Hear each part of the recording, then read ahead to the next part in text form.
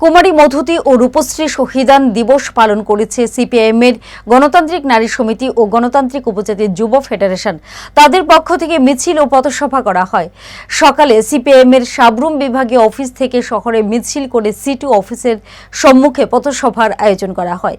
আজকের শহীদান দিবস পালন উপলক্ষে সিপিআইএম নেতা তথা প্রাক্তন বিধায়ক প্রভাত চৌধুরী বক্তব্য রাখেন। আজকে 28 মার্চ একটা ঐতিহাসিক দিন। 1948 ইংরেজিতে টিটুন প্রথার বিরুদ্ধে লড়াই করতে গিয়ে, সামন্ত রাজার বিরুদ্ধে লড়াই করতে গিয়ে এই দিনে আমরা ধর্মপন্থী মনোভাবাপন্ন কুমারী মধুতি রূপশ্রীকে আমরা হারিয়েছি। দিনটা এই জন্য ঐতিহাসিক, এই ত্রিপুরাজ্যের মধ্যে রাজন্য শাসনের যে সামন্ততন্ত্র এটাকে খতম করে 1949 ইংরাজিতে আমাদের এই ত্রিপুরাজ্য ভারতবর্ষের সঙ্গে যুক্ত হয়, ভারতবর্ষের অঙ্গরাজ্য হিসেবে পরিণত হয়।